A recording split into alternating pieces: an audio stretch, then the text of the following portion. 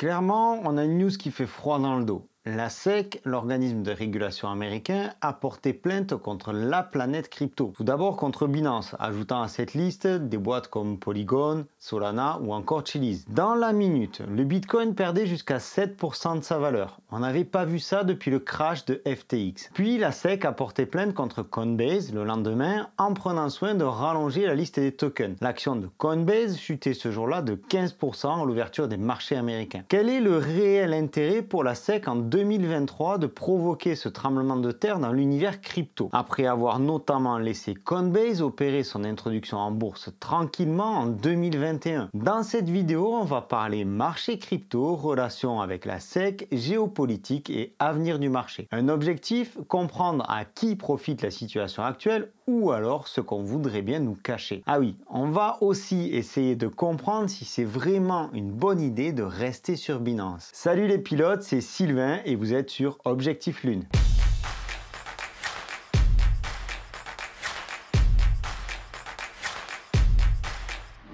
Le 5 juin 2023, la SEC annonce porter plainte contre Binance. La SEC reproche à Binance d'avoir violé les lois fédérales sur les valeurs mobilières. La SEC, Securities Exchange Commission, accuse Binance US et son patron Changpeng Zhao d'avoir offert des titres non enregistrés, des securities en anglais, au grand public sous la forme de tokens BNB et du BUSD. De notre côté, la SEC écrit dans sa plainte, je cite, « Dans le cadre de la deuxième partie du plan de Zhao et de Binance visant à se protéger de la réglementation américaine, ils ont constamment prétendu au public que la plateforme Binance.com ne servait pas les personnes américaines, tout en dissimulant simultanément leurs efforts pour s'assurer que les clients américains les plus précieux continuent à négocier sur la plateforme. En gros, Binance aurait orienté certains clients pour les inciter à utiliser des VPN afin d'être virtuellement localisés hors des États-Unis. Binance aurait aussi prévenu certains de ses clients d'éventuels contrôles sur leur compte. On parle de clients VIP, bien entendu. Au total, ce sont 13 chefs d'accusation qui ont été déposés à l'encontre de Binance et de son dirigeant Changpeng Zhao. Est-ce que Binance pourrait prendre le même chemin que FTX?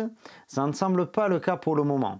Cependant, le marché a tout de même été grandement secoué. Ce qui est sûr, c'est que quelqu'un veut la peau des cryptos. Et le chasseur de tête s'appelle Gary Gensler, le patron de la SEC. Il n'est pas seul et toute cette histoire n'est que la partie émergée de l'iceberg. Le lendemain, le 6 juin 2023, ce monsieur porte donc plainte contre Coinbase. Deuxième salve sur les marchés, Coinbase est mis en cause pour vente de titres non autorisés. Dans un rapport de plus de 100 pages, la SEC allègue que les tokens Solana, ADA, Matic, Sand, etc.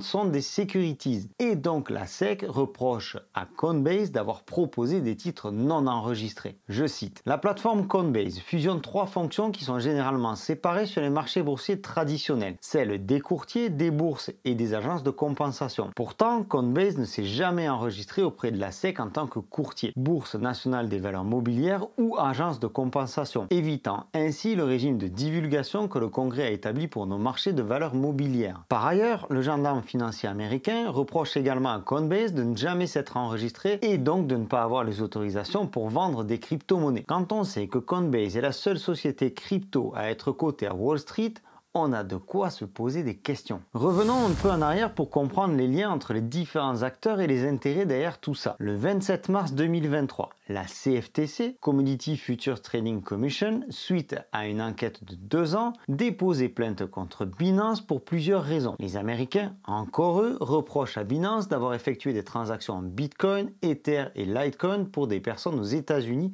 depuis au moins 2019, alors que la société affichait une politique de blocage et de restriction des clients américains pour éviter les exigences d'enregistrement et de réglementation. Autre problème, la CFTC affirme que Binance a négocié sur sa plateforme par l'intermédiaire d'environ 300 comptes maison appartenant tous directement ou indirectement à Changpeng Zhao, ce qui est formellement interdit. La CFTC avait déjà souligné comme quoi Binance préviendrait ses clients les plus fortunés en cas de contrôle. En résumé, la plainte de la CFTC demande que Binance, ses filiales ainsi que son patron soient tout simplement interdits d'exercer aux États-Unis. À cela s'ajoute une enquête de l'IRS, Internal Revenue Service, à l'encontre de Binance pour blanchiment d'argent. En février 2023, la SEC portait plainte contre Paxos, la société émettrice du token BUSD, le stablecoin de Binance. Depuis l'effondrement de la Silicon Valley Bank, Binance a du mal à trouver une banque américaine acceptant les dépôts. Depuis le mois d'avril, Binance cherche donc activement une banque pour ses clients américains. Pour l'heure, Binance US stocke les fonds de ses clients par l'intermédiaire de la société Prime Trust, société qui apparaît dans le dossier de la faillite de Celsius et qui est elle aussi menacée par la régulation. Bref, encore une étape pas simple pour Binance aux États-Unis. En mars 2023, Binance publiait un rapport du cabinet Mazars sur ses preuves de réserve, rapport aussitôt contesté par la communauté. Le cabinet d'audit Mazars décide alors de tourner le dos à Binance. De plus, de grands cabinets comptables, dont Deloitte qui continue d'auditionner les rapports financiers de Coinbase, ne souhaitent plus travailler avec Binance. La part de Binance ayant diminué de 17% entre le début de l'année 2023 et le mois de juin, Binance serait contraint de se séparer de 20% de ses effectifs, soit environ 1 millier d'employés, sur les 8000 qui garnissent les effectifs du groupe. En janvier, le PDG de Binance, Changpeng Zhao, prévoyait pourtant d'augmenter ses effectifs de 15 à 30%. Comme quoi, ça va très vite dans le milieu de la crypto. Parmi les mesures prises par Binance aujourd'hui, dans tout ce bazar, la nomination de Richard Teng à la place de Changpeng Zhao. C'est un bon début, mais je doute que ça puisse suffire à calmer notre ami Gary Gensler. On vient de le voir, la santé de Binance n'est pas forcément au beau fixe, mais j'y reviendrai en fin de vidéo. Je vous parle assez peu de Coinbase, et finalement je trouve que l'exchange américain s'en sort plutôt pas mal vis-à-vis de l'exchange chinois. Vous voyez où je veux en venir? Des rumeurs font état d'espionnage par Binance sur les Américains. Est-ce qu'on nage en pleine parano? Pas si sûr, il n'y a pas de fumée sans feu. Selon le gouvernement américain, Binance aurait dissimulé l'existence d'un bureau en Chine. Nous revoilà en pleine guerre froide, quelques jours à peine après le retour de la Chine sur le marché crypto. Depuis le 1er juin 2023, les particuliers chinois ayant moins de l'équivalent de 950 000 $ sont à nouveau autorisés à acheter et à posséder de la crypto-monnaie. N'oublions pas que Binance a littéralement défoncé, à juste titre d'ailleurs, mais Binance a littéralement défoncé FTX. Les premiers tweets assassins ont tué FTX et Sam Bankman-Fried en 2022, provoquant la faillite de ce qui était à l'époque le deuxième exchange mondial. FTX fabriquait de l'argent un peu comme le gouvernement américain qui relève le plafond de la dette. Et une news qui n'est peut-être pas parvenue jusqu'à vos oreilles. FTX a rincé un tiers du Congrès américain. Sam Bankman-Fried a toujours été généreux avec les politiques américains, en particulier le camp démocrate. Il a été le deuxième plus gros donateur à la campagne de Joe Biden en 2020. On se croirait dans un règlement de compte à hockey Coral. Et quand je vous dis que la crypto c'est encore le Far West, attendez, c'est pas fini. Là où ça devient croustillant, c'est que la SEC et la CFTC, deux organismes de régulation américains, ne sont pas d'accord. La SEC considère de son côté que les cryptos sont comme des securities, des actions en quelque sorte, et la CFTC considère de son côté que les cryptos sont comme des matières premières, comme l'or ou l'argent. Ce qui change complètement les lois en matière de finances selon que vous utilisez des actions ou des matières premières. À l'heure actuelle, Coinbase demande des explications et des éclaircissements au Congrès américain afin de clarifier la situation et la régulation des cryptos. Le Congrès, vous savez, les potes de Sam Bankman-Fried. Sachant que le procès de la SEC contre Ripple traîne déjà depuis de nombreux mois, pour pas dire quelques années, et que le sujet principal est de savoir si le XRP est un security ou pas, on n'est pas prêt de trouver une issue. Clairement, aujourd'hui, le gouvernement américain lance une offensive, une chasse aux sorcières contre les cryptos en général. Je sais pas vous, mais je trouve qu'ils sont relativement cléments avec Coinbase, non? Peut-être parce qu'à la base, Coinbase est un exchange américain. Ou alors c'est parce que Binance est chinois. À l'heure actuelle, il est difficile de déterminer l'objectif véritable de tout ce bazar. Il paraît délicat d'imaginer que le gouvernement américain veuille anéantir le marché crypto. Surtout quand on repense à ses chers membres du Congrès ou quand on prend en compte le soutien au milieu crypto du candidat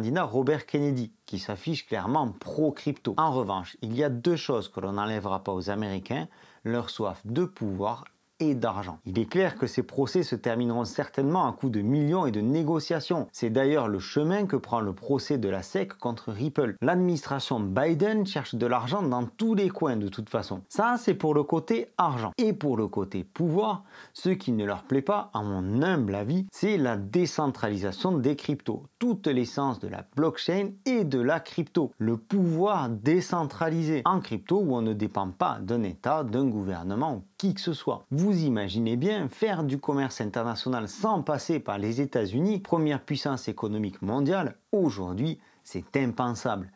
du point de vue du gouvernement américain. Est-ce que nous avons quelque chose à craindre de cette situation? Eh bien, j'aimerais pouvoir vous dire non, parce que la régulation est différente en Europe, et j'y reviendrai dans une prochaine vidéo avec la loi MiCA. Mais quand on voit la chute brutale de FTX et l'explosion de tout l'écosystème qui s'en est suivi, je me dis méfiance. Vous savez, en crypto, les anciens, alors pour peu qu'il y ait des anciens en crypto, les anciens vous diraient not your key, not your token. Ce n'est pas votre clé, ce ne sont pas vos tokens. Quand vous avez un wallet type SafePal ou MetaMask, vous avez une phrase de 12 ou 24 mots. Vos cryptos sont sur ce wallet et vous seul y avez accès parce que vous seul possédez ce sésame. Cette fameuse phrase seed. Il faut savoir que vos cryptos, Binance peut tout à fait vous les bloquer. Binance peut bloquer l'accès à votre compte. Et oui, vous avez signé les conditions générales de vente en ce sens en août dernier. Oui, vous avez autorisé Binance à verrouiller votre compte sans que Binance ait besoin de se justifier. On peut aussi s'orienter vers d'autres exchanges moins en vue qui proposent des services intéressants. Personnellement, j'ai choisi BitGet. Répartissez votre capital, c'est encore le mieux à faire. Passez donc aussi et surtout par des cold wallets comme SafePal ou MetaMask. Vous aurez votre clé, vous aurez vos tokens. Un dernier point, parce que j'aime tout de même rester sur une note positive. Ce tremblement de terre aura un effet intéressant à long terme.